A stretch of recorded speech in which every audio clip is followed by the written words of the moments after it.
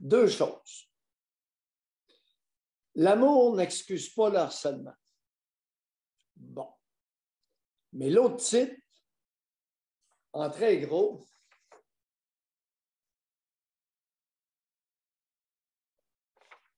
coupable d'avoir tué ses enfants qu'elle prenait pour des zombies. Les enfants avaient 7 et 16 ans. Elle les prenait pour des zombies. C'est arrivé à Washington. Ouais. Elle avait toutes sortes de croyances. L'incarnation, la réincarnation, toutes sortes de cossins. Elle faisait partie d'une secte. Mais on est-tu dans les troubles mentaux ou...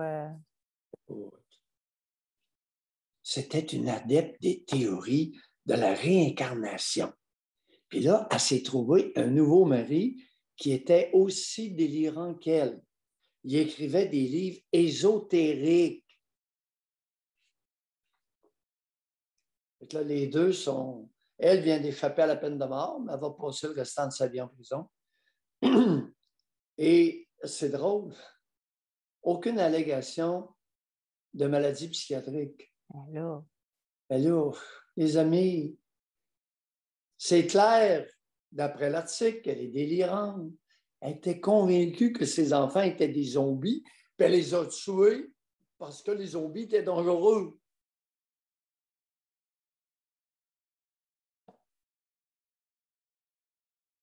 Vous savez, la maladie psychiatrique, ça existe. La schizophrénie, paranoïde, ça existe. Puis deux personnes qui souffrent de schizophrénie non traitées ensemble, c'est assez dangereux parce qu'ils vont se craquer mutuellement. Le délire s'intensifie, surtout s'ils prennent un peu de dope, un peu de speed, un peu de poudre, un peu de Ritalin. C'est une drôle de question, mais dans les sectes, y a-t-il autant de consommation de drogue? Tu sais, quand c'est religieux, quand c'est strict, quand c'est... y en a-tu autant? C'est Petite question qui me popelle. Ouais, c'est ça. C'est ça. Alors, Laurie Vallaud n'a même pas été soupçonnée d'être malade psychiatrique. Bon, mais on reconnaît que les troubles psychiatriques existent. Parlant de troubles psychiatriques, un article qui a vraiment retenu mon attention. Et ça se passe à Montréal, ça se passe au Québec. Ça se passe à Québec. L'amour n'excuse pas le harcèlement. José, j'ai été un peu surpris vendredi matin parce qu'on est en 2023. Et le juge d'expliquer le plus sérieusement du monde que les sentiments de la femme, Alexandra Veillette, qui a harcelé, je vais y venir, qui a harcelé son ex, ces sentiments à l'endroit du plaignant ne constituent pas une défense à l'accusation et ne sauraient justifier son comportement. Quand est-ce qu'on commence à soupçonner que quelqu'un peut être délirant? Et Alexandra Veillette, une Montréalaise de 35 ans, à un moment donné, s'est fait éconduire par son conjoint, il n'était plus capable. Et elle, d'insister en cours pour dire que j'étais convaincue que la rupture, ce n'était pas clair. Elle voulait des explications. Et là, pour avoir des explications sur la raison pour laquelle il a foutu dehors, elle s'est mise à se présenter chez lui. Introduction par réfraction.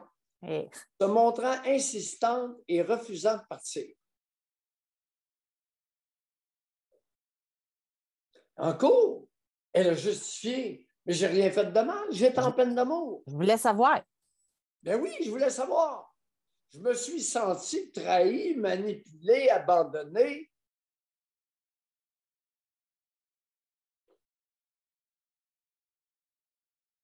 Quand est-ce qu'on commence à soupçonner, dire, écoutez, wow, d'abord, c'est clair que ce n'est pas un comportement amoureux. Non.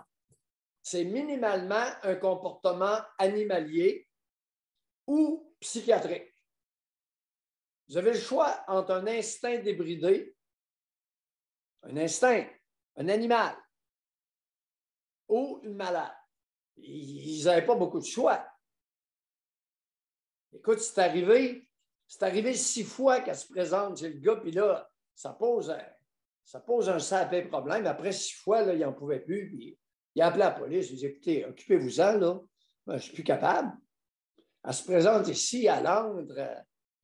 Écoutez, elle ne veut pas partir. Et je ne suis pas pour la battre, là.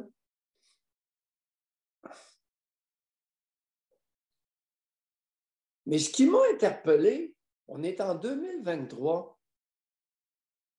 Comment se fait-il que le juge Robert Marchis s'est montré respectueux des sentiments de l'accusé à l'endroit du plaignant, au lieu de dire, Madame, le comportement est criminel, puis laissez-moi l'amour. Bon, alors, mesdames et messieurs les juges, il n'y a aucun amour là-dedans. Et vous auriez pu vous permettre de suggérer, Madame, est-ce que vous vous êtes fait examiner par un psychiatre? Là, il y avait de l'obsession là-dedans. Là.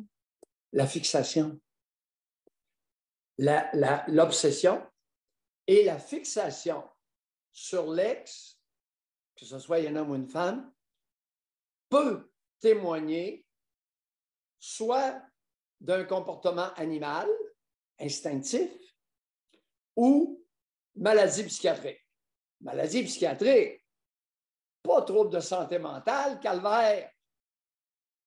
Maladie psychiatrique, ça existe. Alors, une obsession avec une fixation, c'est quoi? Ça peut être simplement quelqu'un qui sort d'une caverne. Vous savez, lorsque les êtres humains ont décidé de délaisser les cavernes, il y en a qui sont restés là. Puis de temps en temps, ils sortent, puis on s'en aperçoit, ils ne savent pas vivre en société. Ça peut arriver. Ils se comportent comme des animaux, ça peut arriver. Ils ont appris à parler, mais ils n'ont pas appris à vivre en société. Mais ça peut être aussi un signe important d'idées délirantes. S'il vous plaît, tu sais, allez pas embarquer. Moi, écoutez, l'amour n'excuse pas le harcèlement. Dans son expression même, mais ça l'amour se peut, ne Doc, peut pas exister avec le harcèlement. Mais ça se peut qu'il y ait des juges qui soient teintés de leur propre vision de l'amour aussi, là. José, je m'incline. Je m'incline. Et heureusement, vous êtes là pour remettre les pendules à l'heure. Ouais. On ne lâchera pas. On ne lâchera pas la maladie psychiatrique, la schizophrénie, ça existe. Que ça nous plaise ou pas, je comprends. Je comprends les personnes atteintes. C'est un cancer de l'âme. La schizophrénie, surtout lorsqu'elle n'est pas traitée, est un véritable cancer de l'esprit. Mais dans un cas comme ça, oui, on n'a pas ses antécédents. T'sais, on sait à partir du moment où il y a eu rupture, comment elle a réagi. Est-ce qu'il peut y avoir des éléments déclencheurs comme ça? T'sais, ça se peut-tu que cette femme-là, avant, elle pouvait sembler normale? Que là, élément déclencheur arrive, poing! Alors, régulièrement dans ma carrière, pour répondre à ta question, il y a régulièrement, j'ai été confronté non pas à la rupture comme facteur déclenchant, mais à la rupture comme étant une occasion d'illustrer, de concrétiser des symptômes de schizophrénie jamais diagnostiqués jusque-là. Particulièrement chez les femmes. Schizophrénie légère peut faire en sorte que quelqu'un fonctionne de façon marginale toute sa vie, sans être traité. Ça existe. De temps en temps, je fais des diagnostics de schizophrénie, surtout chez des femmes, quelquefois chez des hommes, à 45, 48, 52 ans. Pas que la maladie vient de commencer. Non, elle n'a jamais été diagnostiquée. Et dans ma tête, j'ai plusieurs exemples de personnes qui ont eu des idées délirantes toute leur vie.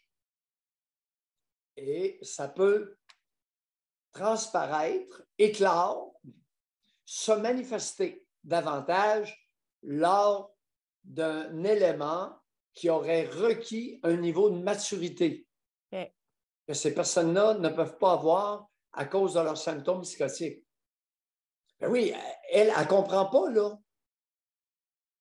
Elle ne comprend pas parce que le fait d'être délaissée par son conjoint qui en prenait grand soin amène un vide consécutif à sa maladie, à la présence de sa maladie. Et met en exergue, illustre, met en évidence un dysfonctionnement important qui l'amène devant la cour. Puis là, écoutez, monsieur le juge, je ne suis pas coupable de rien. Elle a justifié ses actes par une peine d'amour en disant s'être sentie trahie. Mais oui, mais monsieur le juge, je suis en peine d'amour. Elle pense que c'est de l'amour. Oui. Et elle se fait domper parce qu'elle n'est pas endurable. Puis elle n'est pas endurable parce qu'elle a des idées psychotiques, possiblement. Hypothèse mayousienne.